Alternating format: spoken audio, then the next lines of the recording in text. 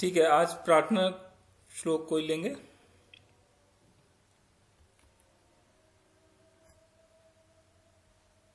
सेजल बहन आप ले लो। मैं तो अभी सेजल बहन हाँ आप प्रार्थना ले लो। हाँ हाँ जी ले लो। हाँ वक्रतुण्डमहाकाय सूर्यकोटिसमप्रभ निर्विघ्नं कुरु मे देव सर्वकार्येषु सर्वदा। सरस्वती नमस्तुभ्यं वरदे कामरूपिणि विद्यारम्भ करिष्यामि सिद्धिर्भवतु मे सदा। गुरुर्ब्रह्मा गुरुर्विष्णु गुरुर्देवो महेश्वरः गुरुः साक्षात् परब्रह्म तस्मै श्रीगुरवे नमः। सहना भवतु सहनो भुनक्तु सह वीर्यं करवावहै तेजस्विनावतीतमस्तु मा विद्विषावहै। ओम शांति शांति शांति। धन्यवाद सजमान। ठीक है, तो हम लोग सुभाषितानि देख रहे थे। तो सुभाषितम में हम लोगों ने आधे लगभग पढ़ लिए थे परिचय के, और बाकी के जो अभी हैं आज की कक्षा में हम लोग जल्दी जल्दी कवर करने की कोशिश करेंगे। तो उसमें अगला जो है वो ये है। अब देखिए, इसको पढ़ने में थोड़ा सा टाइम लगेगा लोगों को, तो मैं पढ़ देता हूं इसको। अब देखिए यहां लिखा है यदा किंचित, तो यहां पर किंचिज्ञ उसको अहम उसके आगे लिखा हुआ, यता किंचिज्ञोहम गज इव मदांधः संभवम। अब आप सब लोग अपने अपने उच्चारण करते जाइएगा, म्यूट कर लीजिए, अपने अपने सब लोग उच्चारण करते जाइए जिससे सब लोगों को समझ में आता जाए कि कैसे उच्चारण करना है। मैं पढ़ता जाता हूं, मेरे साथ साथ सुन के आप लोग भी करते जाएंगे। दूसरी लाइन है तदा सर्वज्ञोस्मीत्य भवद वलिप्तम मम मनः यदा किंचित किंचित बुद्धजन सकाशादवगतम तदा मूर्खोस्मीति ज्वर इव मदो में व्यपगतः। एक बार सब लोग उसको कर लें, मैं एक सेकेंड।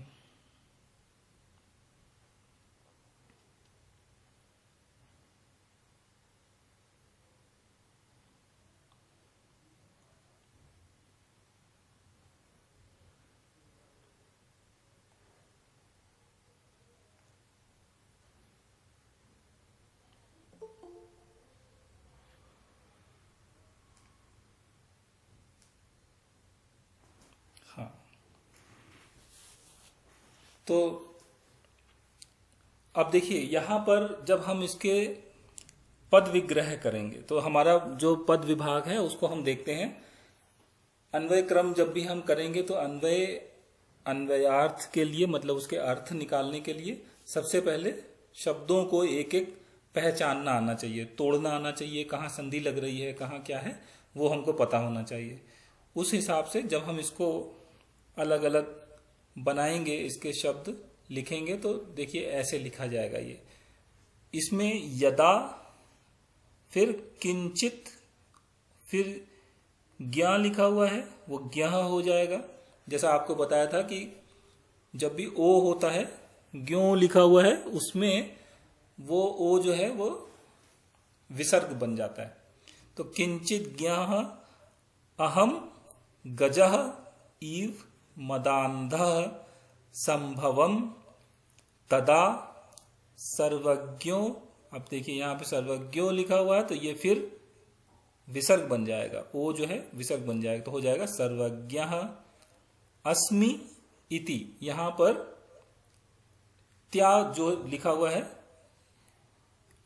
वो जो यहां देखिए ये जो लिखा हुआ त्या लिखा हुआ है ये यहां पर संधि लगी हुई है। तो आप लोगों ने संधियां जिन्होंने पढ़ी हुई हैं उनको समझ में आ जाएगा। इति यहां पर ये लिखा हुआ है इति, और इति के बाद में अभवत यहाँ पर अभवत हो जाता है, ये अभवत हो जाता है। फिर अवलिप्तम, अवलिप्तम मम मनः, फिर यदा किंचित किंचित बुद्ध जन सकाशात, यहाँ पे बुद्ध जन सकाशात तक एक वर्ड आएगा और फिर ये अवगतम यहाँ पर हो जाएगा। फिर है ये तदा मूर्खो, अब देखिए फिर मूर्खो है तो ये मूर्खः हो जाएगा। अस्मि इति, अस्मि इति यहाँ पर हो जाएगा, ये टूट के अस्मि इति बनेगा। ज्वर ईव में व्यपगतः, इस प्रकार से ये इसके पद विभाग बनेंगे। अब ये देखते देखते सुनते सुनते आप लोगों को धीरे धीरे समझ में आने लगेगा कि कब क्या होता है। Excuse me. कुछ चीजें मैं बार बार दोहराता रहता हूं, जैसे विसर्ग क्यों बन गया, ओ का विसर्ग बन गया, अलग अलग हुए, इति लिखा हुआ है, अस्मि लिखा हुआ है। तो ये आप लोग जितना सुनते रहेंगे उतना आपके दिमाग में ये रजिस्टर होता जाएगा, बैठता जाएगा ये। और एक बार बैठ गया, सही ढंग से पहचान में आ गया, तो आप लोग धीरे धीरे उसको कहीं पर भी आपको दिखाई पड़ेगा तो आप उसको पहचान जाएंगे। अब देखिए यहाँ पे यदा, यदा का देखिए मतलब यदा जो है वो यदा कदा वो शब्द है, तदा यदा कदा ये तीनों एक दूसरे से मिलते जुलते हैं। यदा का मतलब होता है जब, कदा का मतलब होता है कब, ठीक है, और तदा का मतलब होता है तब। तो ये जब तब कब जैसे हिंदी में बोलते हैं, वैसे यहाँ पर इंग्लिश में यदा कदा तदा ये शब्द इस्तेमाल होते हैं। तो यदा का मतलब हो गया यहाँ पे जब। अब यदा किंचित, किंचित का मतलब होता है थोड़ा, और ज्ञः, ज्ञः मतलब ज्ञान को बोला जाता है। यदा किंचित ज्ञः। अहम, अहम मतलब मैं। गजः, गजः मतलब हाथी। गजा ईव मतलब हाथी के समान। मदांधः, मद में अंधा जो हो जाता है तो उसको बोलते हैं मदांधः, मतलब उसको गुरूर हो जाता है बोलते हैं हिंदी में, या अभिमान हो जाता है। मदांधा, मद में वो अंधा हो जाता है। समभवम मतलब उसमें चूर हो गया, मदांधः उसमें चूर हो गया। तो कहने का मतलब यह है कि यदा किंचित ज्ञः अहम, अगर जब मुझे थोड़ा सा भी ज्ञान होता है, जब मुझे कोई भी चीज के बारे में मैं थोड़ा जानता हूं, तो मैं गजः एव मदांधः संभवम, तो मुझे जैसे हाथी अपने मद में अंधा हो जाता है, अभिमान में चूर हो जाता है, वैसे ही मुझे लगता है कि अब मैं बहुत कुछ जान गया हूं। थोड़ा सा मुझे पता है, लेकिन किसी भी इंसान को जब थोड़ा पता चल जाता है तो वो अपने आप को बहुत ज्यादा समझने लगता है, बहुत ज्यादा समझ में आने लगा मेरे को। दूसरी लाइन कहती है तदा। अब देखिए पहला आया था यदा, दूसरा आया तदा। तो तदा का मतलब तब। सर्वज्ञ, सर्वज्ञ, सर्वज्ञ का मतलब क्या हुआ? सब, सब जानता हूं। अस्मि इति, अस्मि इति सब जानता हूं। अभवत अवलिप्तम, अभवत अवलिप्तम, इसी को हम लोग बोलते हैं अवलिप्त। लिप्त होना मतलब उसमें आप मतलब डूब गए एक प्रकार से कहें, या उसको आपको समझ में आने लगा, तो उसके बारे में बात हो रही है। तो जब तदा सर्वज्ञः अस्मि इति अभवत अवलिप्तम मम मनः, मम मतलब मेरा, मनः मतलब मन। तो मेरा मन जब मेरे को सब चीज पता होने लगी, मुझे लगा कि मैं सब कुछ जानता हूं, तो मन के अंदर एक अहंकार आ जाता है। तो उस अहंकार की यहां पर बात हो रही है कि मेरे मन में ये अहंकार आने लगा कि मैं सब कुछ जानता हूं, और मैं थोड़ा सा जानता हूं। थोड़े से जानते हुए ही मुझको लगने लगा मैं मतलब अपने अभिमान में चूर होगा कि मैं सब कुछ जानता हूं। यदा किंचित, अब ये मैं अपने लिए कह रहा हूं, लेकिन ये एक जनरल बात है, तो ये सबके ऊपर लागू होती है। यदा किंचित किंचित यदा का मतलब जब, किंचित किंचित, थोड़ा थोड़ा, बुद्धजन सकादाशात अवगतम। बुद्धजन सकाशात मतलब क्या हुआ कि जब बुद्धजन, जो बुद्धिमान लोग होते हैं, जो ज्ञानी लोग होते हैं, उनके साथ में जब मैं आया, अवगतम, जब मैं उनके साथ में आया या उनका साथ जब मुझे मिला, थोड़ा थोड़ा मुझे समझ में आने लगा, तदा तब मूर्खोस्मीति, अब मूर्खः अस्मि इति, तो मुझे ये समझ में आया कि मैं मूर्ख हूं। ज्वरः इव मदो में व्यपगतः, ज्वरः मतलब ज्वर, बुखार जो होता है, तो ज्वर के समान, मदो मतः, मदः, मदः का मतलब हुआ कि फिर से मुझे वही अहंकार, में मतलब मेरा, व्यपगतः, व्यपगतः मतलब चला गया। तो अगर इन शब्दों के अर्थ जान गए तो अब उसको हम लोग एक अगर सही ढंग से वाक्य में प्रयोग करके देखें तो पहली लाइन का मतलब हुआ कि जब मुझे थोड़ा ज्ञान हुआ किसी चीज के बारे में, मुझे थोड़ा सा ज्ञान हुआ, तो मैं अपने अभिमान करने लगा, एक हाथी की तरह। जैसे हाथी अपने मद में अंधा हो जाता है, वैसे ही मैं बिहेव करने लगा। मैं अंधा हो गया मतलब बिहेव करने लगा वैसे। दूसरी लाइन का मतलब है कि मुझे ये लगने लगा, ऐसा मुझे लगने लगा कि मैं सब कुछ जानता हूं, सर्वज्ञ अस्मि इति, मैं सब कुछ जानता हूं। मैं थोड़ा सा पता चला लेकिन एक अहंकार हो गया, तो ऐसे अहंकार आता है। तीसरी लाइन में आपको बताया गया कि जब मैंने ज्ञानी लोगों से या बुद्धिमान लोगों से कहते हैं, उनकी जब मैं संगत में आया तब मुझे उनसे सीखने को मिला, किंचित किंचित, वहां से मुझे थोड़ा थोड़ा सीखने को मिला, मैंने उनसे कुछ कुछ सीखा। तदा मूर्खोस्मृति ज्वर इव मदो में व्यपगतः, तब मेरा जो अहंकार था, मदः, जब मेरा मदो में, मेरा जो अहंकार था वो जैसे बुखार जो होता है ना, ज्वरा जो होता है बुखार, जैसे बुखार इंसान का उतर जाता है वैसे ही मेरा ये भी अहंकार उतर गया। क्योंकि तब मुझे लगा कि अरे मैं तो कुछ नहीं जानता हूं, ये तो इतने बुद्धिमान बुद्धिजन हैं जो इतना सब कुछ जानते हैं और मुझे तो कुछ नहीं पता है। जैसे कहते हैं ना, सागर में एक बूंद के समान मैं हूं, तो मेरा क्या अस्तित्व है, कुछ नहीं है। तो मुझको तब समझ में आया। तो ये इस सुभाषितम का अर्थ है।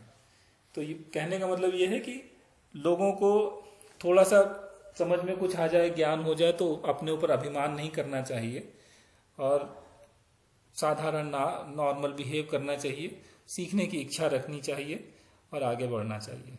तो ये सुभाषितम का अर्थ है। हम लोग दूसरा सुभाषितम देखेंगे। अब देखिए सुभाषितम यही है कि जो अच्छी अच्छी बातें हैं, देखिए सु मतलब होता है अच्छा, भाष मतलब होता है बोलना, सुभाषितम अच्छा अच्छा जो बोला जाता है तो वो सुभाषितम कहलाते हैं। सुभाषितानी ऐसे कई जो सूक्तियां हैं बोली जाती हैं वो कई मिलके सुभाषितानी हो जाती हैं। ये बहुवचन का रूप है, सुभाषितम जो है एक वचन का रूप है। तो ये अब दूसरी में देखिए, दूसरी में कहा गया है कि विपदि धैर्य मथाभ्युदये क्षमा सदसि वाक् पटुता युधि विक्रमः यशसि चाभिरुचिर्व्यसनम श्रुतौ प्रकृति सिद्धम इदम ही महात्मा नाम। अब इसको जब हम लोग पद विग्रह करेंगे या पद विभाग करेंगे तो यहां से बनेगा विपदि धैर्यम अथ, अब यहां से इसको तोड़ेंगे धैर्यम और इसको यहां से आ निकलेगा, इसे बनेगा अथ, और फिर यहां से आ निकलेगा बनेगा अभ्युदये क्षमा। सदसि वाक पटुता, तो सदसि वाक पटुता युधि विक्रमः, ये ऐसे ही रहेंगे।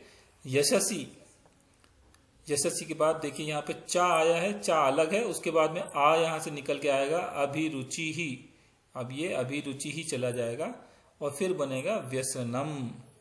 तो यहाँ से व्यसनम बनेगा। फिर ये हो जाएगा श्रुतौ प्रकृति सिद्धम। अब देखिए यहाँ पे इदम लिखा हुआ है, ई की मात्रा लगी है, ये ई है और ये दा है। इदम ही महात्मा नाम। तो ये इसके पद विभाग हुए। अब जब हम पद विभाग लिखेंगे तो हर पद का हमको अर्थ समझ में जब आएगा, पद विभाग करने से अर्थ समझ में आ ही जाता है, सरल हो जाता है। तो हम लोग को अर्थ समझ में आएगा तो हम पूरे वाक्य का अर्थ निकालने की कोशिश करेंगे और फिर हमको समझ में आ जाएगा। तो संस्कृत की देखिए एक खासियत यह है कि संस्कृत में या किसी भी लैंग्वेज में आप जब पढ़ते हैं उस लैंग्वेज को और ट्रांसलेट करते हैं तो नियर अबाउट शब्द होते हैं, वहां से आपको उसका अर्थ समझ में आ जाता है और फिर अपने शब्दों में उसका वाक्य बना लीजिए। ये हमेशा किसी भी लैंग्वेज के लिए सत्य है, क्योंकि वर्ड टू वर्ड ट्रांसलेट आप नहीं कर सकते हैं किसी भी लैंग्वेज से किसी भी लैंग्वेज में। तो उसकी जो भाव होते हैं या उसका जो प्रयोजन होता है वो खत्म हो जाता है। इसलिए उनको डालने के लिए आपको अपनी नेटिव लैंग्वेज में उसको कहना पड़ता है। शब्दों को बहुत ध्यान से देखिए। विपदी, तो विपदा होती है, उससे यह है शब्द विपदी। तो विपदा मतलब क्या हुआ? कोई भी आपके पास विपदा आई या विपदा आपदा ऐसे बोलते हैं, तो आपके ऊपर कोई भी आपत्तियां आई उनके बारे में बात करें, जो आपदा आती है आपके ऊपर। धैर्यम, उन आपत्तियों के ऊपर धैर्यम, धैर्य। अभ्युदये, अभ्युदये मतलब वो आपको, मतलब कहने का हुआ कि आपके जो विपदा है जब आपके ऊपर आती है, कोई मुसीबत आती है, जब बोलते हैं मुसीबत में धैर्य, धैर्यम, संस्कृत में धैर्यम, हिंदी में धैर्य। मुसीबत के समय जिसके पास धैर्य से काम लेते हैं उसके बारे में यहाँ पर बातचीत हो रही है। ये अथ का अर्थ क्या होता है? अथ, अब देखिए यहाँ पर कुछ चीजें हैं जो बीच बीच में आती जाएंगी, वो कुछ सहायक होती हैं चीजें जो दूसरे शब्दों को उनको जोड़ने के लिए होती हैं। अथ का एक प्रकार से मतलब होता है कि शुरू करना, ठीक है, लेकिन किसी को जोड़ने के काम में भी ये यूज किया जाता है। तो यहाँ पर विपत्ति, विपत्ति हो गई, विपदा जो आपकी हो गई, धैर्यम का मतलब हो गया धैर्य, और जो अभ्युदय हो गए ये हो गया आपका जो यश होता है उसके बारे में बात होती है। क्षमा, क्षमा सब लोग जानते ही हैं, पार्डन। सदसी, सदसी जो होता है ये सभा को बोलते हैं, तो सदस्य से बना हुआ है। तो यहाँ पे सदसी मतलब जो कोई भी सभा होती है वहां पर। वाक्पटुता, अब वाक्पटुता आपको पता है कि जो वाक्पटु होते हैं, मतलब पटु का मतलब होता है क्या बोलेंगे पटु को? पटु मतलब निपुणता, निपुणता। हाँ, तो वाक्पटुता जो बोलने में जो निपुण होते हैं तो उनकी वो कुशलता होती है। युद्धि का मतलब होता है युद्ध। विक्रम, अब विक्रम वीरता के लिए प्रयोग किया जाता है। तो कहने का यहाँ पर मतलब हुआ कि जो जब आपका विपत्ति आती है तो विपत्ति में धैर्य, विपत्ति में जो धैर्य रखते हैं, और अभ्युदय क्षमा, और जब आपकी कुछ उन्नति होती है, आपके पास यश आता है, उस समय आप में क्षमा होनी चाहिए। और सदसी वाक्पटुता, सदसी मतलब सभा में, वाक्पटुता सभा में क्या काम आता है? बोलने की निपुणता हो। युधि विक्रमः, युद्ध में आप में वीरता हो। तो ये सब गुण हैं, वीरता। यशसी, यशसी मतलब यश के बारे में बातचीत हो रही है। च मतलब और। अभिरुचि, अभिरुचि का मतलब क्या हुआ कि आपकी जो रुचि होती है जब वो ज्यादा हो जाती है तो अभिरुचि हो जाती है। तो उसमें आपकी जो इच्छा है, मतलब एक तीव्र इच्छा होती है, ये सीखना है, वो सीखना है, ये करना है, वो करना है, उसके बारे में बात हो रही है। तो उसके व्यसनम, अभिरुचि व्यसनम। अब व्यसनम जो है उसका मतलब क्या हुआ? जो व्यसनम जी आदत व्यसन। हाँ वही आदत है। तो आपकी जो सीखने का जो आप में जो क्षमता होती है, जो आप सीखते हैं उसके बारे में ही बात हो रही कि उनमें जो रुचि होती है उसके लिए। श्रुतौ, श्रुतौ मतलब आप सुनते हुए अध्ययन करते हैं, उसमें उसके बारे में है। प्रकृति सिद्धम इदम, प्रकृति सिद्धम इदम ही मतलब आप, प्रकृति का मतलब जो प्राकृतिक है, जो आपका स्वभाव होता है, तो प्राकृतिक स्वभाव है। तो किसका प्राकृतिक स्वभाव है? महात्मा नाम, जो महात्मा होते हैं, जो महान लोग होते हैं। महात्मा का मतलब हो गया महान आत्मा, उनको बोलते हैं महात्मा। तो जो महान लोग होते हैं उनके ये प्राकृतिक चीजें होती हैं, स्वभाव होता है उनका। ठीक है, अब इसको हम लोग एक साधारण तरीके से देखेंगे कि इसका मतलब क्या हुआ। अब देखिए विपत्ति धैर्यम, उसको आप वहां से देखते हुए चलें। पद विभाग से भी आप देख सकते हैं, यहाँ पे अलग अलग नीचे लिखे हुए हैं तो आपको जल्दी समझ में आएगा। ऊपर से हम लोगों ने इसीलिए उसको पद विभाग बना दिए थे। तो इसका मतलब हुआ कि विपत्ति में आपके पास धैर्य हो, तो विपत्ति में धैर्य, उन्नति में क्षमा, सभा में बोलने की वाक्पटुता, उसकी निपुणता हो, युद्ध में वीरता, यश में प्रीति, और यशस्वी चाबिर व्यजनम श्रुतो, और आपके जो पढ़ने की जो आदत है, ये जो व्यसन है, पढ़ने की जो आदत है, इसके जो गुण है, ये जो गुण है आपका, ये अच्छे लोगों में प्राकृतिक रूप से विद्यमान होते हैं, स्वाभाविक रूप से विद्यमान होते हैं। ये अच्छे लोगों की निशानी है। ये कहते हैं ना कि अच्छे लोग को कैसे पहचानेंगे, तो उनकी ये निशानी होती है। तो उसके बारे में ये सुभाषितम है। ठीक है, इसको समझ में आया? पद विभाग ऐसे करेंगे तो धीरे धीरे उसका मतलब समझ में आने लगेगा। अब देखिए यहाँ पे अधिकतर क्या होता है कि जब भी ये सुभाषितम या इस प्रकार से जब भी शब्द होते हैं ना, उसमें 2 या 3 शब्द जो होते हैं वो ऐसे करके अगर आप लोग ऐसे बनाते जाएं, ऐसे ऐसे करके 2-2, 3-3 शब्दों का अगर बनाए तो आपको उनसे संबंधित अर्थ समझ में आ जाएगा। जैसे विपत्ति धैर्यम, तो विपदा में धैर्य रखना, विपत्ति धैर्यम, अभ्युदय क्षमा, ऐसे करके आप उसमें देखें कि आपको जब आपकी उन्नति होती है या आपको जब यश मिलता है तो उस समय आपके अंदर दिल में आपके क्षमा होनी चाहिए, मतलब कृतज्ञता होनी चाहिए आपके पास। ये नहीं कि आप में अभिमान आ जाए, अहंकार आ जाए, वो चीजें नहीं होनी चाहिए। तो ये जो गुण हैं ये अच्छे महान लोगों के ये गुण होते हैं, अच्छे लोगों के ये गुण हैं, उनके बारे में बात हो रही है। विपदा में बहुत से लोग परेशान हो जाते हैं, बिखर जाते हैं, उनको समझ में नहीं आता कि क्या करना। जरा सी कुछ भी प्रॉब्लम हुई उसमें ही वो टूट जाते हैं, वो इधर उधर उनका बिहेवियर एकदम चेंज हो जाता है, चिल्लाने लगेंगे, हल्ला मचाने लगेंगे, रोने गाने लगेंगे। विपदा में धैर्य रखिए। धैर्य रखने से क्या होता है कि आपका जो दिमाग है वो सही ढंग से सुचारू रूप से चलता है, आप में सोचने की शक्ति ज्यादा रहती है दूसरों की अपेक्षा। तो आपको और ऑप्शन समझ में आते हैं कि आपको क्या करना चाहिए, कैसे बचें, क्या आपको अगला स्टेप होना चाहिए। तो वो सोचने की जो शक्ति होती है जो लोगों के पास धैर्य होता है उनमें ज्यादा होती है, इसलिए ये कहा गया। तो एक एक शब्द का यहाँ पे अर्थ है, तो उस अर्थ को आप अपने शब्दों में उसको बयान भी कर सकते हैं, सोच सकते हैं और कैसे उसको कहें। तो ये इस सुभाषितम का अर्थ है। नेक्स्ट देखेंगे। अब ये है अगला। इसमें देखिए कहा, सब बहुत अच्छे अच्छे हैं, इसमें एक जीवन का सार है वो छुपा हुआ है।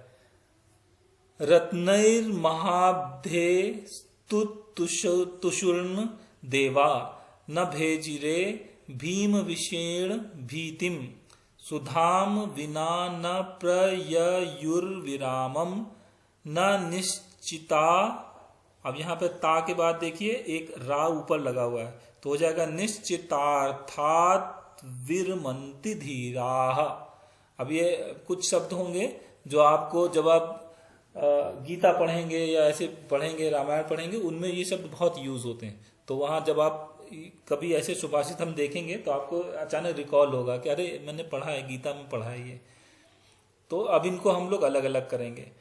अब देखिए, आपके लिए फिर से एक रिवाइज करने के लिए आपको बता दें कि ये जो शब्द लिखा हुआ रत्नैहि, अब इसमें ऊपर एक रा की मात्रा लगी हुई है, यहाँ पर ये रा की मात्रा लगी है।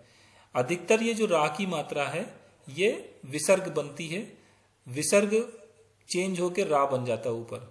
तो आप जहां कहीं भी ये लगा हो उसको हटा सकते हैं, मतलब अधिकतर शब्दों में ये कोई नियम नहीं है, लेकिन चूंकि ऐसा होता है, विसर्ग संधि में हो जाता है, इसलिए अब बताया जा रहा है। तो ये हो जाएगा रत्नैहि। तो यहाँ पर देखिए ये रत्नैहि लिखा हुआ है, ये राग जो ऊपर लिखा था ये हट के यहाँ पे चला आया, विसर्ग बन गया। उसके बाद ये बचा महाब्धे। अब देखिए महाब्धे, महाब्धे के बाद ये आधा सा लगा हुआ है, आधा सा ये भी विसर्ग बनता है, ये विसर्ग जो होता है वो आधा सा बन जाता है। तो ये भी हटा देंगे तो ये बन जाएगा महाब्धे। फिर यहां से तुतुषु, तुतुषु हो गया, तुतुषुन, तुतुषु, ये ऊपर फिर से देखिए एक विसर्ग बन गया, ये जो रा है ये यहां से निकल जाएगा। फिर देवा, अब ये लास्ट में यहाँ पे लिखा हुआ है, ये देवाह बन जाता है। तो इस प्रकार से जब आप शब्दों को अलग अलग देखते जाएंगे, कई दिन तक देखते रहेंगे, तो आपको दिमाग में ये रजिस्टर होने लगेंगे कि अच्छा ये इससे मिलता जुलता है, ऐसे होगा, यहाँ विसर्ग लगेगा, यहाँ ये होगा। तो आपको पढ़ने में भी आसानी होगी और उसके शब्दों से उसका अर्थ जानने में भी आसानी होगी। तो हम लोगों ने देखा कि यहाँ पे अलग अलग बनाकर ये आपके सामने बन गया। रत्नैहि एक ये बन गया, महाब्धे बन गया, फिर तुतुषु, देवाह, फिर न भेजिरे भीम विषेण भीतिम, सुधाम, जो ये सुधाम हो गया, विना ना ये ऐसे ही रहेंगे, प्रययु, अब देखिए प्रययु, और ये देखिए वी के ऊपर फिर से रा लग गया तो ये हटके यहाँ से विसर्ग बन गया तो यू में लग गया, प्रययु, विरामम, न निश्चितार्थम, तो यहां से न निश्चितार्थात विरमन्ति धीराः, तो ये बना। अब ये सर न है तो तुतुषु ही लिखा, न का क्या हुआ? तुतुशुन है वो, ना उसमें आ जाएगा, तुतुशुन में आ जाएगा। तुतुषुह है ना, तुतुषुहु, उसके बाद में ना अलग है, ना का मतलब ना ही है।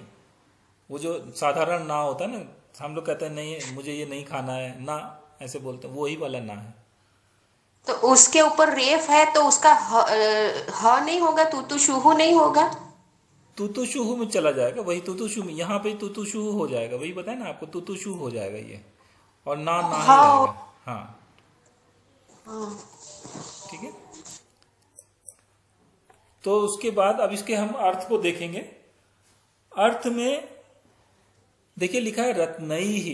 रत्नैहि का मतलब क्या हुआ, जो बहुत समुद्र में जैसे रत्न होते हैं ना, उनके बारे में बात की जा रही है। तो रत्नैहि जो है ये एक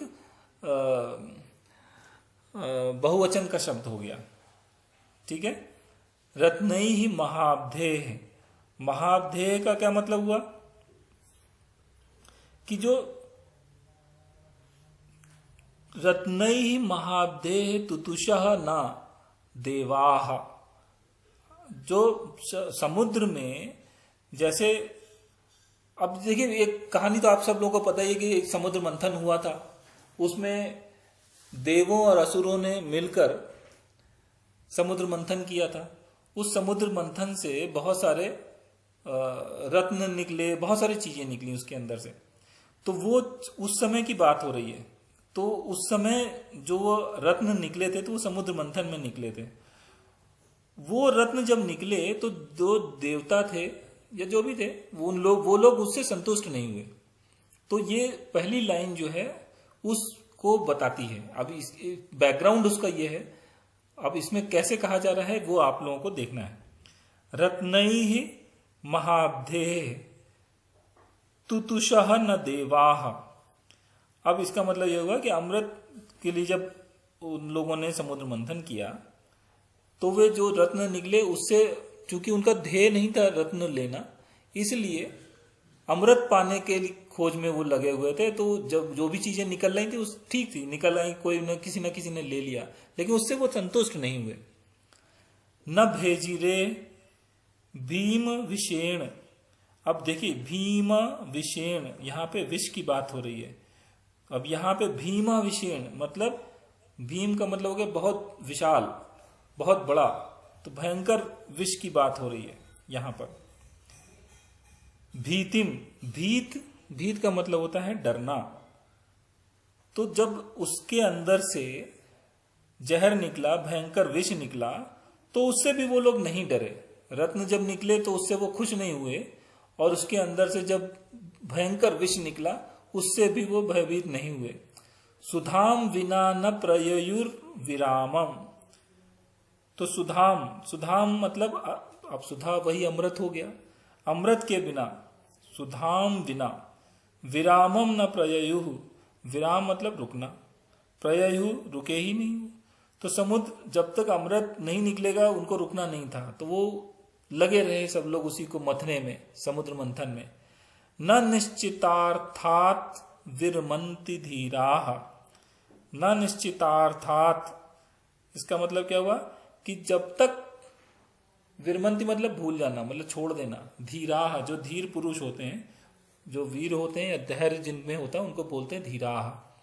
तो वो अपने, जब तक उनको जो उनका उद्देश्य होता है या उनका जो लक्ष्य होता है, जब तक उनको वो नहीं मिल जाता है, निश्चितार्थात, जब तक वो उनको सब नहीं मिल जाता है तब तक वो उसको नहीं छोड़ते हैं। तो कहने का मतलब यहाँ पर यह हुआ कि उस उदाहरण को देकर, समुद्र मंथन के उदाहरण को देकर ये कहा जा रहा है कि अमृत पाने के लिए जब देवताओं ने समुद्र मंथन किया था तो उस समय वे जब रत्न निकले तो उससे भी संतुष्ट नहीं हुए, विष निकला तो उससे भयभीत नहीं हुए, उन्होंने छोड़ा नहीं समुद्र मंथन करना। अमृत की जब तक उनको प्राप्ति नहीं हुई तब तक वो लगे रहे, समुद्र मंथन करते रहे। इसी प्रकार से जो धैर्यवान होते हैं, जो वीर पुरुष होते हैं या जो कर्मठ या निश्चयी पुरुष होते हैं, वो जब तक उनको अपना लक्ष्य नहीं मिल जाता तब तक वो उसको छोड़ते नहीं, अपने कार्य में लगे रहते हैं। ठीक है, एक एक शब्द जब अलग हो जाते हैं तो हम लोग को समझना आसान हो जाता है। अच्छा, लास्ट टाइम हमने आपको वो भी बताया था, तो ये एक निंद धातु का मैं आपके लिए इसमें दिया हुआ है कि हम लोगों ने अलग अलग जो शब्द बनाए थे किस लकार में और किस प्रत्यय को लगाकर, तो उसका ही ये उदाहरण है। बीच बीच में पढ़ते जाइएगा। निंद धातु का है तो इससे बनेगा लट लकार, मतलब वर्तमान काल में निंदति। अब ये जो है कर्मणि प्रयोग होता है तो निंद्यते, और भविष्यत काल जो होता है उसमें बनेगा निंदिष्यति। फिर ये तव्यत प्रत्यय हो गया, तव्यत और अनियर, उसमें हो गया निंदितव्यम, निंदनीयम। फिर ता प्रत्यय हो गया, इसमें निंदितः, निंदिता, निंदितम। फिर ये तवतु प्रत्यय है, निंदितवान, निंदितवती। फिर शत्र प्रत्यय आ गया, निंदन, निंदंती। फिर त्वा प्रत्यय हो गया और लेप प्रत्यय हो गया, इसमें बनेगा निंदित्वा, सन्निध्य। और तुमुन प्रत्यय हो गया, इसमें बनेगा निंदितुम। सुनते रहने से भी काफी श्रवण शक्ति स्ट्रांग होती है, शब्द पता चलते हैं। और कभी आपको बनाना पड़ेगा तो सुनते सुनते आपको लगेगा अच्छा ये तो मुझे समझ में आ गया, बनते रहेंगे शब्द। तो इसलिए सुनना भी जरूरी है। जिनको परीक्षा में आएगा तो उनको याद करना भी जरूरी है। तो बार बार दोहराते रहेंगे तो ये याद भी होते जाएंगे। अगला सुभाषित हम देखते हैं। पापान निवारयति योजयते हिताय, गुह्यम निगूहति गुणान प्रकटी करोति, आपदगतम च न जहाति ददाति काले, सन्मित्र लक्षणम इदम प्रवदंति संतः। तो ये तो हो गया सुभाषितम।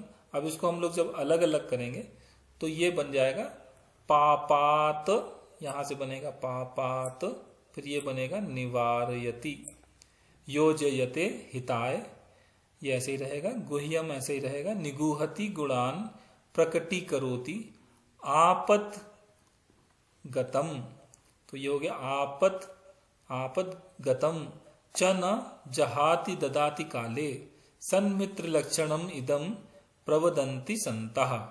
इस प्रकार से ये पद विभाग इसके बन जाएंगे।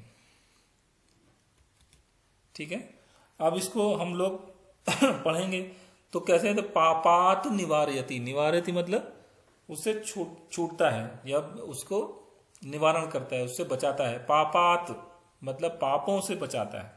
पापात निवारयति।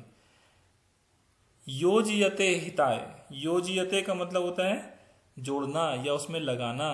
हिताय हित के कामों में, हिताय हित के लिए, तो जब अच्छे काम होते हैं उसमें लगाया जाता है तो उसको बोलते हैं योजयते हिताय। तो पापों से आपको बचा रहा है और हित के अच्छे जो काम है उसमें लगा रहा है। गुह्यम निगूहति, गुह्यम मतलब ये बात बहुत गुह्य है, गूढ़ है, तो बहुत गुप्त बात होती है, उसको बोलते हैं गुह्यम। निगूहति तो गुप्त बातों को रखना। गुह्यम निगूहति, अपने कहते हैं ना पेट में रखो, गुप्त बातें हैं, ये किसी को बतानी नहीं है तो उसको अपने पास रखो, तो गोपनीय रखने के लिए उसको बोला जाता है। गुणान प्रकटी करोति, तो जो गुण होते हैं, अच्छे जो गुण हैं उनकी बारे में बात की जा रही है। प्रकटी करोति, प्रकट करना, करोति मतलब है, प्रकटी करोति मतलब अच्छे गुणों को प्रकट करता है, ये हो गया। आपत गतम, तो आपत मतलब आपदा, आपदा जो होती है, आप जो विपत्ति आपत्तियां आती हैं उनके बारे में बात हो रही है। तो आपके जो विपत्ति आई या आपदा आई आपके ऊपर या मुसीबत आई जो, उसके बारे में बातचीत हो रही है। आपत गतम, आगतम आपके पास आई जो, च मतलब और, न का मतलब ना, जहाती, जहाती मतलब छोड़ना, न जहाती मतलब नहीं छोड़ता है। काले, काले मतलब समय, काल के बारे में बात हो रही है, काले समय। सन्मित्र लक्षणम इदम, सन्मित्र लक्षणम इदम मतलब जो अच्छे जो दोस्त होते हैं उनका ये लक्षण है। प्रवदंती संतः, वह संत लोग इस प्रकार से प्रवचन देते हैं या उन्होंने, संतों ने ऐसा कहा है। तो कुल मिलाकर कहने का मतलब क्या हुआ सुभाषितम का, कि जो पापों से आपको बचाता है, जो अच्छे कार्यों के लिए आपको प्रेरित करता है या योज्यते उससे उनसे जोड़ता है, जो गुप्त बातें जो होती हैं उनको गुप्त ही रखता है।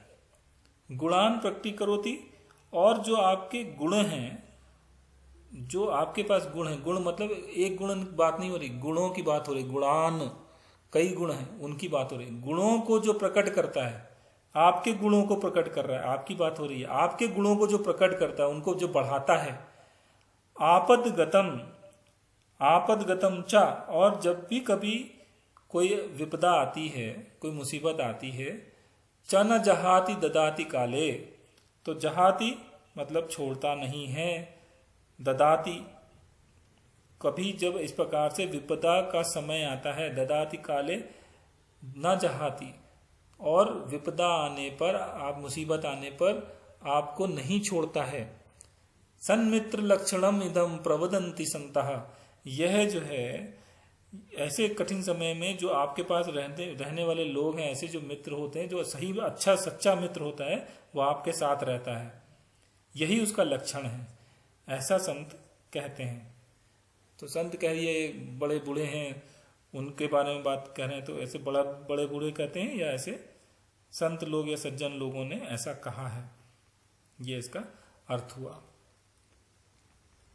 अगला सुभाषितम है, लभेत सिकतासु तैलम अपि यत्नतः पीड़यन् पिबेच मृग तृष्ण कासु सलिलम पिपासार्दितः कदाचिदपि पर्यटन शश विषाणम आसादयेत। तो ये विषाणम आसादयेत ऐसे पढ़ेंगे और उसको विभक्त करेंगे जब उसको, तो हो जाएगा आसादयेत। न तु प्रति निविष्ट मूर्ख जन चित्त धारा चित्तम। आप देखिए यहाँ पे अलग अलग करेंगे तो हो जाएगा चित्तम आराधयेत, पढ़ेंगे तो पढ़ेंगे चित्तम आराधयेत। तो पढ़ने और समझने के बीच में दोनों में अंतर है। पढ़ेंगे तो वैसे ही जैसा लिखा हुआ है, लेकिन उसके साथ में दिमाग में ये स्ट्राइक करना चाहिए कि क्या लिखा हुआ है, हमको कैसे उसको कहाँ पे विभक्त करना है। तो जब हम इसको विग्रह करेंगे तो हो जाएगा लभेत सिकतासु तैलम अपि यत्नतः पीड़यन। अब ये छत्रपति लग गया यहां पर। पिबेत, अब ये होगा पिबेत च मृग तृष्णिकासु सलिलम पिपासार्दितः कदाचित अपि कदाचिदपि पर्यटन शश विषाणम आसादयेत न तो प्रतिनिविष्ट मूर्ख जन चित्तम आराधयेत। ये इसको अलग अलग करने पर बना। अब इसका अर्थ बड़ा सरल है, अर्थ इसका बहुत सरल है। और अर्थ में ये कहते हैं कि लभेत सिकतासु। अब देखिए सिकतासु, सिकत जो होती है वो बोलते हैं जो रेत होती है उसको बोलते हैं। लभेत सिकतासु तैलम अपि, तो जो यत्नतः पीड़यन, अगर लभेत मतलब मिलना, सिकतासु मतलब रेत से, रेत के जो कण होते हैं उनसे, तैलम तेल, अपि मतलब भी, यत्नतः मतलब आप प्रयत्न करें तो उसके लिए, पीड़यन अगर उसको दबाएं, तो रेत को अगर दबाएं तो उससे तेल भी निकल सकता है। मतलब ये हुआ उसका कहने का कि अगर रेत पे अगर परिश्रम किया जाए, उस पर जोर लगाया जाए, दबाया जाए उसको, तो उससे भी तेल निकाला जा सकता है। पिबेत मृग तृष्णिकासु सलिलम पिपासार्दितः। अब इसका मतलब क्या हुआ? पिपासार्दितः जो होता है वो प्यासा के बारे में बात हो रही है। पिबेत मतलब पीने के बारे में हो रही है कि पी सकते हैं। मृग तृष्णिकासु, मृग तृष्णिका क्या होती है? अब मृग मरीचिका जिसे हम लोग बोलते हैं, तो दिखता कुछ है, रेगिस्तान में जैसे जा रहे हैं तो आगे दिखाई पड़ता है पानी है, लेकिन पानी नहीं होता, मृग तृष्णा है वो, उसको मृग तृष्णा बोलते हैं। तो वहाँ पानी लगता है कि पानी है थोड़ी दूर पर, लेकिन होता नहीं है। तो उसके बारे में बातचीत हो रही है कि अगर कोई प्यासा है और मृग तृष्णा उसको हो रही है, दिख रही है अगर वहां पे, तो वहां पे उसको लगता है कि पानी है, तो वो उसमें भी वो पानी पी सकता है। तो मतलब अगर रेत को अगर दबाएं जोर से तो उससे भी तेल निकाला जा सकता है। जो प्यासा व्यक्ति है वो मृग तृष्णा में भी मरीचिका से पानी पी सकता है, वहां से भी। ये पहली दो लाइनों का अर्थ हुआ। कदाचित अपि पर्यटन शश विषाणम आसादयेत। कदाचित मतलब कभी, पर्यटन करने जाते हैं, घूम रहे हैं कहीं, घूमने हुए कहीं जाते हैं आप, तो घूमते हुए भी कभी शश विषाणम, शश, अब देखो शशक जो होता है वो होता है खरगोश, उसको बोलते हैं शशक, तो वही शश है। शश विषाणम, जो खरगोश है, विषाणम मतलब उसके जो सींग है, तो खरगोश के भी सींग, उसके बारे में बात हो रही है। आराधयेत, आसादयेत, आसादयेत का मतलब पाए जा सकते हैं। तो अगर आप कहीं घूम रहे हैं, पर्यटन कर रहे हैं, कहीं घूम रहे हैं, तो आप खरगोश के सींग भी आपको मिल सकते हैं। आप घूमते हुए कहीं खरगोश के सींग भी मिल सकते हैं। सब चीजें जो हैं बड़ी उल्टी सीधी बोली जा रही हैं, ऐसा सबको समझ में आ रहा होगा। तो ये 3 लाइनों में ये कहा गया है कि अगर कठिन परिश्रम अगर आप करें तो रेत से भी आप तेल निकाल सकते हैं। मृग तृष्णा में आप वहां पे मृग मरीचिका जिसे बोलते हैं, वहां मरीचिका में आप पानी भी पी सकते हैं, वहां पानी भी मिल सकता है। पर्यटन करें तो खरगोश के सींग नहीं होते, लेकिन खरगोश के सींग भी आप घूमते हुए आपको मिल सकते हैं। न तु प्रविनिविष्ट मूर्ख जन चित्तम आराधयेत। लेकिन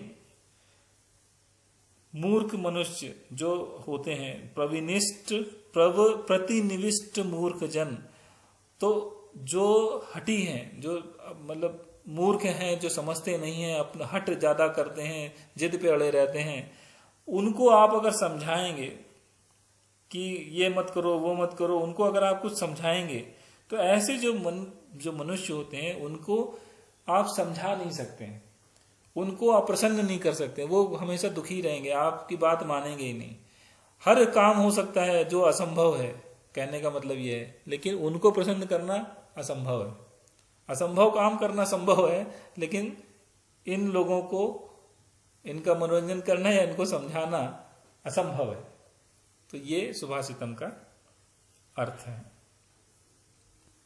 शिक्षाएं हैं, छोटी छोटी शिक्षाएं दी जाती हैं, वो शिक्षाएं हैं ये। अगला देखिए जल्दी से। व्याघ्रीव तिष्ठति जरा परितर्जयन्ति रोगाश्च शत्रव इव प्रहरन्ति देहम आयुः परिस्रवति भिन्न घटा दिवाम्भः लोकास्तथाप्यहितमाचरतीति चित्रम। अभी बहुत सारे शब्द हैं, उनसे मिलके जब बनता है तो धीरे धीरे पढ़ेंगे तो आगे आप समझ में आ सकता है। पहला देखिए व्याघ्रीव। अब यहां भी बना है ये व्याघ्री और ईव दो शब्दों से मिलकर बना है, तो इसको हम बोलेंगे व्याघ्रीव। तिष्ठति आपको पता ही है, जरा परितर्जयंती। अब देखिए रोगाश्च। अब रोगाश्च में ये जो शा लिखा हुआ है, ये शा जो है ऊपर जो लिखा है ये विसर्ग बन जाएगा, रोगाह चा, ये ऐसे बन जाएगा, रोगाह चा, ऐसे टूटेगा। शत्रवह। अब यहां से विसर्ग गायब हो गया तो विसर्ग लोपा संधि लगती है, उसमें ये गायब हो जाता है, तो ये विसर्ग लगेगा, शत्रवह। ईव प्रहरन्ति देहम आयुः परिस्रवति भिन्न घटा दिवाम्भः। तो ये हो गया भिन्न घटा। अब ये घटा दा जो है वो ता बन जाता है, भिन्न घटात ईव अंभः। फिर बना लोक। अब देखिए आधा सा आ गया, आधा सा सब जगह नहीं, कुछ जगहों पर ही है खाली, लोकः हो जाएगा, लोकः। तथा अपि अहितम आचारति इति चित्रम। इस प्रकार से ये अलग अलग होंगे। तो जिन लोगों ने अन्वय रचना पढ़ी है उनके लिए थोड़ा आसान है, जिन्होंने नहीं पढ़ी है उनके लिए थोड़ा सा डिफिकल्ट होगा अभी समझने में, लेकिन धीरे धीरे सुनते सुनते सब चीजें याद हो जाएंगी, तो कोई दिक्कत नहीं आएगी। थोड़े समय के बाद सुनते रहिए, वो ज्यादा इंपॉर्टेंट है। अब देखिए व्याघ्री ईव। व्याघ्री, अब व्याघ्र होता है, व्याघ्र का मतलब क्या होता है, बाघ, और व्याघ्री का मतलब हो गया मादा भाग, जो उसकी पत्नी है, एक प्रकार से समझ लीजिए बाघ की पत्नी मादा बाघ जो है वो कहलाती है व्याघ्री। तो ये हो गया व्याघ्री ईव।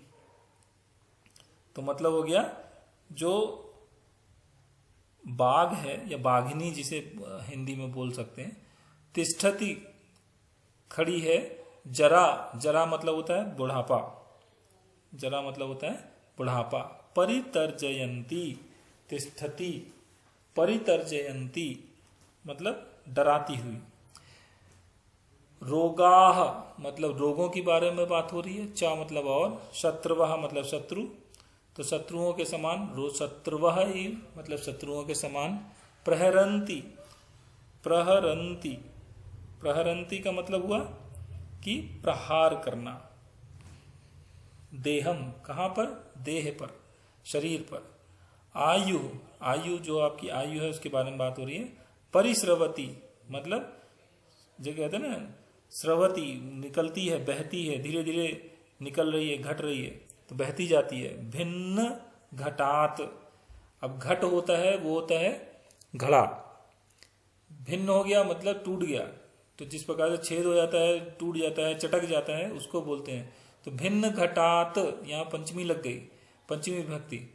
भिन्न घटात, तो जिस प्रकार घड़ा जो है अगर उसमें छेद हो जाए, टूट जाए, तो उससे उसके समान। भिन्न घटात ईव। अंभः, अंभः क्या हो गया, पानी, जो पानी है उसके बारे में। लोकः मतलब ये जो लोग हैं।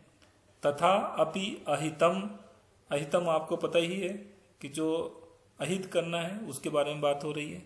आचरति मतलब आचरण करने के बारे में होती है, तो अहितम आचरति मतलब अहित करना, उसके बारे में बात हो रही है। इति चित्रम, ऐसा विचित्रता के बारे में बात हो रही है। तो अब इसको अगर हम मिलाएंगे तो क्या बनेगा, व्याघ्री इव तिष्ठति, मतलब बाघ के समान खड़ा है, मतलब आपके ऊपर अटैक करने के लिए खड़ा है, एक प्रकार से ये मतलब है उसका। जरा परितर्जयंती, जरा परितर्जयंती मतलब बुढ़ापा जो है वो, वृद्धावस्था जो होती है ना, वो बुढ़ापे में बाघ की तरह वो आपके सामने खड़ी है, मतलब आपको डरा रही है। वो जो बुढ़ापा जो वृद्धावस्था जो है मनुष्य को एक बाघ की तरह डराता है, सामने खड़ा हुआ है। रोगाश्च शत्रुवः इव प्रहरन्ति देवम, और जो रोग हैं वो शत्रुवः, शत्रुओं के समान शरीर पर, देहम प्रहरन्ति, शरीर पर जो है प्रहार करते रहते हैं। आयु परिश्रवति भिन्न घटा दिवम्भा, तो आयु जो है वो धीरे धीरे, जैसे फूटा हुआ जो घड़ा होता है उसके अंदर से पानी धीरे धीरे करके निकलता रहता है, बहता जाता है, उसी प्रकार से आयु भी जो है आपकी बहती जा रही है, निकलती जा रही है, कम होती जा रही है, धीरे धीरे घटती जा रही है। लोकस तथाप्य हितम आचरति इति चित्रम, इसी प्रकार से जो लोग हैं, लोकः तथा अपि, लोक जो लोग हैं वो भी एक दूसरे को अहितम आचरती, अहितम मतलब नुकसान पहुंचाना, उनका अहित करना। तो लोग जो हैं एक दूसरे का अहित करते रहते हैं, उनका कुछ ना कुछ नुकसान करते हैं, दूसरों को हानि पहुंचाते रहते हैं। वो ये नहीं सोच रहे हैं, नहीं सोचते हैं कि हम लोग क्या है, हमारा भी तो जीवन निकलता जा रहा है, हम लोग सदैव यहाँ पे अमर तो है नहीं कि बने रहेंगे यहाँ पर, तो हम लोग क्यों दूसरों का अहित कर रहे हैं, दूसरों का कल्याण करें, दूसरों के साथ एक दूसरे से प्यार से रहें, मदद करें एक दूसरे की, अहित नहीं करना चाहिए, दूसरे का नुकसान, दूसरे की निंदा, इस प्रकार की चीजें नहीं करनी चाहिए। तो ये सब कुछ जानते हैं लोग, लेकिन जानते हुए भी कि वो जानते हैं कि बुढ़ापा उनके पास आ रहा है, सामने आ रहा है, रोग उनके ऊपर हमेशा लगे रहते हैं, कुछ ना कुछ होता रहता है, आयु घटती जा रही है, जैसे पानी निकलता जाता है, बहता जाता है घड़े से, सब कुछ हो रहा है, उनके सामने हो रहा है, कोई भी चीज को रोक नहीं पाते, कंट्रोल नहीं कर पाते, समय के साथ सब चीजें होती जा रही हैं। लेकिन फिर भी उनके दिमाग में ये नहीं आता कि हाँ हमको अच्छे ढंग से रहना चाहिए, समय कम है हमारे पास, जितना समय है उसमें हम लोग अच्छे से अच्छा काम करें, दूसरों का नुकसान ना करें, उनके बारे में बुरा ना सोचें। लेकिन वो सब लोक में, इस प्रकार की चीजों में लोग लगे रहते हैं। तो ये सुभाषिता इस चीज की ओर इशारा करता है कि हम लोगों को इसके बारे में थोड़ा सोचना चाहिए और मन शुद्ध रखना चाहिए, मदद करनी चाहिए लोगों की। हमारा नेचर बेसिकली अच्छा होना चाहिए, शुभ्र होना चाहिए। अगला सुभाषिता में त्यागो गुणो वित्तवताम वित्तम त्यागवताम गुणः परस्पर वियुक्तौ तु वित्त त्यागो विडंबना। त्यागः, अब देखिए ये त्यागो, अब आपको बताया था त्यागः हो जाएगा, ओ लगा है, गुणो है, ओ लगा है, गुणः हो जाएगा। त्यागः गुणः वित्तवताम वित्तम त्यागवताम गुणः परस्पर वियुक्तौ तु वित्त त्यागो विडंबना। अब देखने से कुछ कुछ चीजें आप लोगों को समझ में आने लगी होंगी कि अच्छा यहाँ पे ओ लगा है तो विसर्ग बन जाएगा, सा लगा है तो विसर्ग बन जाएगा, वो देखते देखते आपको समझ में आएगा, तो इसलिए देखते रहिए। त्याग करना तो आपको पता ही है, त्याग क्या है, किसी चीज को छोड़ देना। गुण जो होते हैं, गुण हैं वो। वित्तवताम, अब देखिए वित्त की जहां बात करते हैं वहां पर मतलब होता है धन की बात कर रहे हैं, धन संपत्ति की बात हो रही है। वित्तवताम मतलब वित्तवत, जिनके पास धन होता है उनकी बात हो रही है, तो मतलब धनी लोगों की बात हो रही है। तो वित्तवताम, धनियों को, तो उनका वित्तम, वित्त मतलब धन। त्यागवताम, त्यागवत मतलब त्याग जिनके पास होता है, जो लोग त्यागी कहलाते हैं, तो वो त्यागियों की बात हो रही है यहाँ पे। त्यागवताम का मतलब हो गया त्यागी, त्यागी लोग। गुण मतलब उनका जो गुण है। परस्पर वियुक्तौ, परस्पर वियुक्तौ का मतलब हो गया कि अलग अलग है। तु वित्त त्यागो, और जो वित्त त्यागो का मतलब जो धन का जो त्याग करते हैं। विडंबना का मतलब विडंबना है। अब इसको एक साथ पढ़ेंगे तो कैसे पढ़ेंगे, त्यागः गुणः वित्तवताम। वित्तवताम का मतलब हो गया धनी।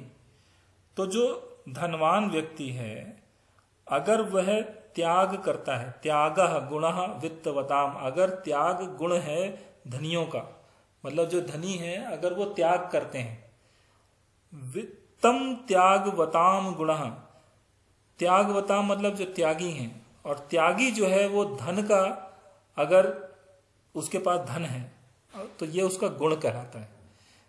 अब इसको समझिए थोड़ा सा ध्यान से कि जो धनी लोग हैं वो अगर किसी चीज का त्याग कर रहे हैं, त्याग नहीं कर पाते, तो वो हर चीज से उनको लगाव होता है, सोचते हैं कि हर चीज उनके पास बहुत आसान है, उनके पास आसानी से मिल जाएगी, पैसा है उनके पास में, तो उनको त्याग नहीं होता, बल्कि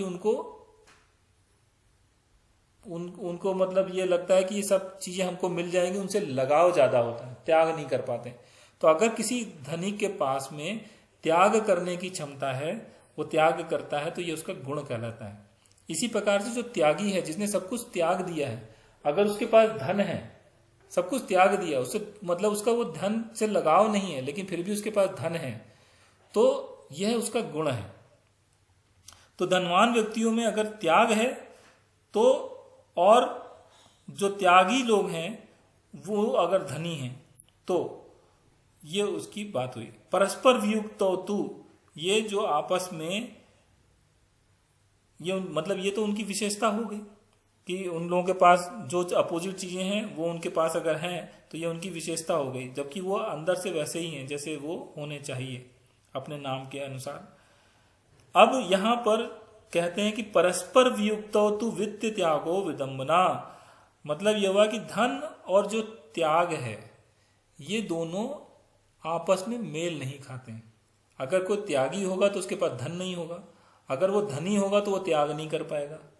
तो ये दोनों एक विडंबना है एक्चुअल में, कि धन और त्याग चूंकि इनका मेल नहीं होता है तो ये एक विडंबना बन जाती। तो अगर उनके पास ऐसा है, किसी त्यागी के पास में अगर धन है और अगर कोई धनवान है वो त्यागी है, तो ये तो उनकी गुण है, उनके अच्छे गुणों में से उसकी एक विशेषता जिसे बोलते हैं वो मानी जाती है। तो इस सुभाषितम का यह अर्थ हुआ। जल्दी से देख लीजिए, नी धातु है, इसमें नयति, नीयते, नेष्यति, नेतव्यम, नयनीनम, नयनीयम, नीतः, नीता, नीतम, नीतवान, नीतवती, नयन, नयंती, नीत्वा, प्रणीय, नेतुम, ये इसके शब्द बनेंगे। और अंतिम जो है आज का, एक सुभाषितम, दो सुभाषितम है, इनको हम लोग जल्दी से देख लेते हैं। ये सुभाषितम है, जब सभा में बात हुई थी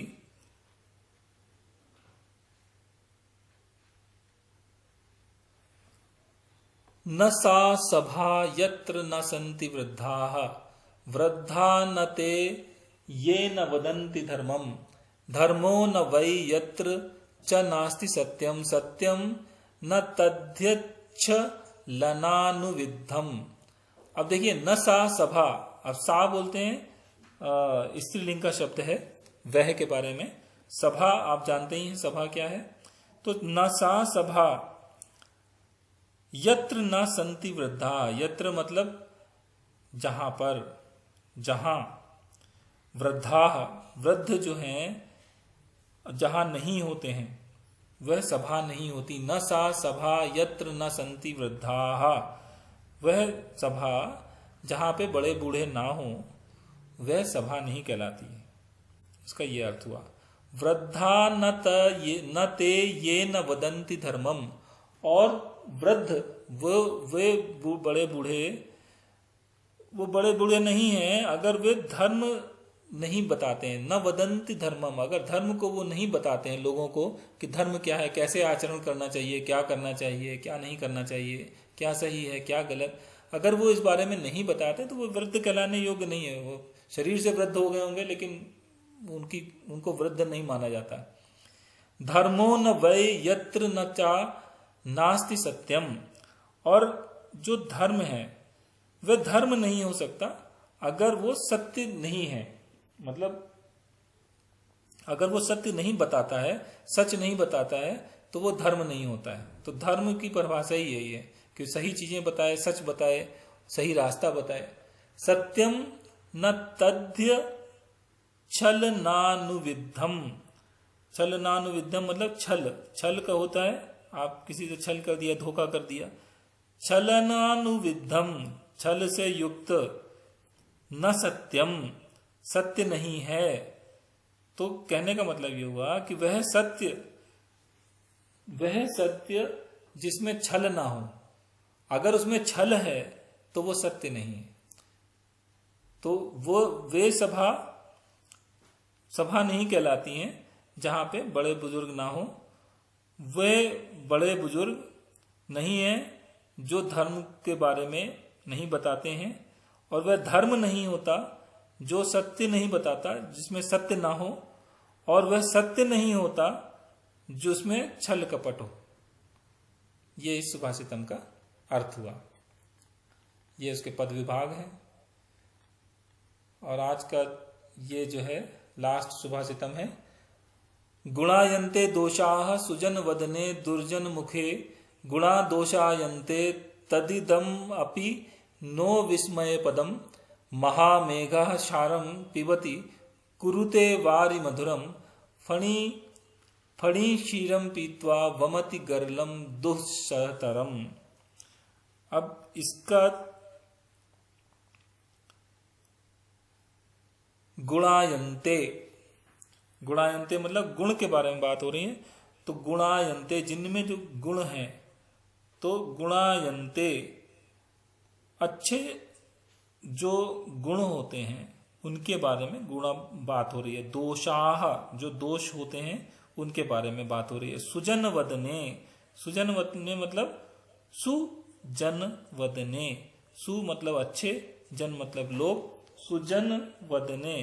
तो ऐसे जो लोग हैं, सुजन वदने मतलब अच्छे जो लोग होते हैं, वह जब बोलते हैं तो उनके बारे में बात हो रही है। सुजन वदने। दुर्जन मुखे, जो दुर्जन व्यक्ति होते हैं, अच्छे लोग नहीं है, उनके मुख से गुणा, गुणाह, अब इसको तोड़ते जाएंगे तो ऐसे बनता जाएगा। गुणाह जो गुण है, दोषायन्ते, दोषायन्ते का मतलब वो दोष में बदल जाते हैं, उसके बारे में बात हो रही है। तद इदम अपि, तद इदम अपि नह विस्मय पदम, विस्मय मतलब आश्चर्य होना, उसके बारे में बात हो रही है। महामेघः जो बादल होते हैं उनके बारे में बात हो रही है कि बड़े बड़े जो बादल हैं उनके बारे में। क्षारम, क्षारम का मतलब होता है, क्षार जो है मतलब पानी जो होता है जिसमें नमक मिला होता है, उसको क्षारी पानी बोलते हैं ना, नमक का पानी होता है, तो क्षारम उसको बोलते हैं। पिबती मतलब पीना। पिबती कुर्ते वारी मधुरम, करते हैं, कुर्ते का मतलब करते हैं। वारी, वारी का मतलब हो गया कि जो जल है मधुरम मीठा हो जाता है। फणी, फणी जो है वो सांप को बोलते हैं। क्षीरम आपको समझ में आ गया कि जो दूध होता है उसको बोलते हैं। पीत्वा मतलब पीकर। वमति मतलब निकालता है। गर्लम मतलब जो दुस्सहतरम, गर्लम मतलब जो हो गया जहर, जहर हो गया, विष हो गया। दुस्सहतरम बहुत भयंकर, जो असहनीय हो उसको बोलते हैं भयंकर होता है। तो ये एक एक शब्द का अर्थ हुआ, और शब्द के अर्थ को आप जब मिलाएंगे तो कैसे ये हमारा वाक्य बनेगा। इससे ये बना गुणायन्ते दोषाः सुजन वदने दुर्जन मुखे, मतलब सुजन वदने दुर्जन मुखे। अगर अच्छे व्यक्ति हैं, सज्जन जो व्यक्ति हैं, उसके मुख में, दुर्जन मुखे, वहां से अगर गुणायन्ते दोषाः जो दोष हैं वह भी गुणों में परिवर्तित हो जाते हैं। ठीक है, गुणायन्ते दोषाः सुजन वदने, जो सज्जन व्यक्ति जो हैं उनके मुख में जो दोष होते हैं वह भी गुणों में परिवर्तित हो जाते हैं। परंतु दुर्जन मुखे गुणा दोषायन्ते, और दुर्जन जो व्यक्ति होते हैं उनके मुख में अच्छे जो गुण होते हैं, गुणाः दोषायन्ते, वह भी दोषों में परिवर्तित हो जाते हैं। तदम अपि नो विस्मय पदम तद इदम अपि, इसमें भी न विस्मय पदम, कोई आश्चर्य नहीं होना चाहिए। महामेघम महामेघः क्षारम पिबति, महामेघा मतलब जो बड़े बड़े बादल हैं वह क्या करते हैं, क्षारम पिबति, समुद्र से जो पानी होता है वह पीते हैं। कुरते वारी मधुरम, और उसको मीठा बनाकर फेंक देते हैं वापस। तो नमकीन पानी पीते हैं और उसको मीठा बना के जमीन पे वापस फेंक देते हैं। फणी क्षीरम पीत्वा, फणी मतलब सांप, वह भी जो दूध है, क्षीरम पीत्वा, दूध कैसा होता है, दूध तो अच्छा होता है, मीठा होता है, तो वो मीठा दूध पीते हैं। वमति गरलम दुस्सहरतरम, वह मधुर दूध, मीठा दूध पीकर उसको भी विष में, भयंकर विष में परिवर्तित कर देता है। तो ये जो उनकी प्रवृत्तियां हैं उसके बारे में बात की जा रही है कि कैसे सज्जन पुरुष और दुर्जन पुरुष, जो दुर्जन होते हैं वो हमेशा अच्छी चीजों को बुरे में परिवर्तित कर देते हैं, और जो सज्जन पुरुष होते हैं वो बुरी से बुरी चीज भी होगी तो उसको अच्छे में परिवर्तित कर देते हैं। यह उनका गुण होता है। तो यहाँ पर एक उदाहरण दिया गया मेघ का, बादलों का, और दूसरा उदाहरण दिया गया उसी को समझाने के लिए सांप का, सर्प का, कि वो किस प्रकार से दूध मीठा पीता है लेकिन फिर भी उसको जहर बना देता है। और जो बादल होते हैं वो समुद्र का खारा पानी भी लेते हैं लेकिन फिर भी उसको कन्वर्ट कर देते हैं, परिवर्तित कर देते हैं मीठे पानी में। तो ये सुभाषितानी थे। और कुछ रह गया क्या? अच्छा, एक लास्ट ये है, ये देख लीजिए, खत्म करते हैं। वनेपि सिंहाः मृग मांस भक्षिणो बुभुक्षिता नैव तृणम चरन्ति एवं कुलीना व्यसनाभिभूता न नीच कर्माणि समाचरन्ति।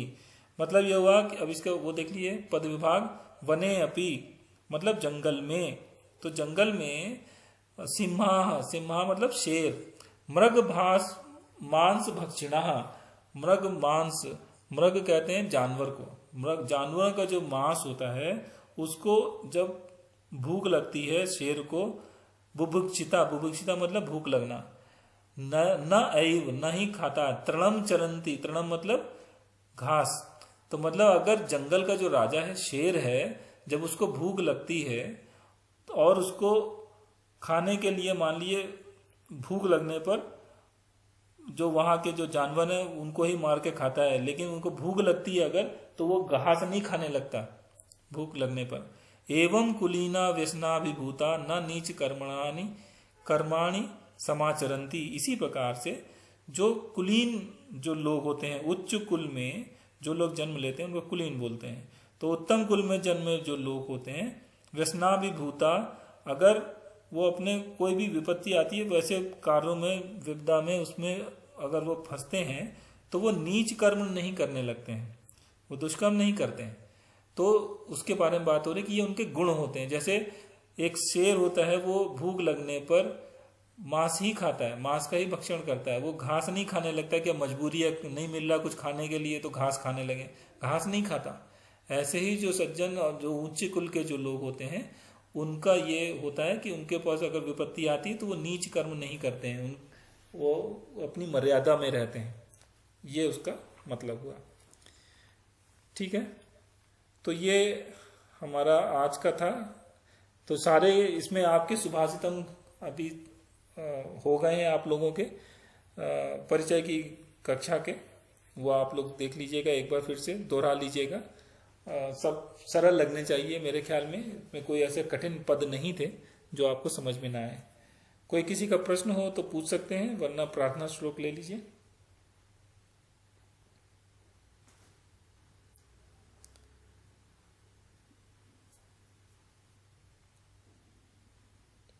प्रार्थना श्लोक कौन ले रहा है? सेजल मेहंती आपने लिया? महोदय मैं बोलूं क्या? हाँ जी बोल।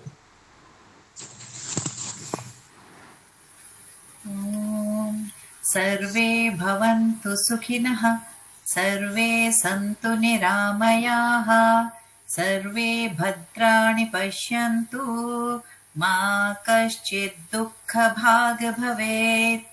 ॐ शान्ति शान्ति शान्तिः हरि ओम् श्रीगुरुभ्यो नमः हरि ओम् तत्सत् धन्यवाद धन्यवाद। अच्छा, अगली नमो कक्षा के नमः। लिए अगली कक्षा के लिए आप लोग मुझे एक बार बताएं कि आप लोग परिचय में थोड़ा पढ़ना चाहेंगे कुछ और, या प्रवेशा से कुछ दोहराना चाहेंगे?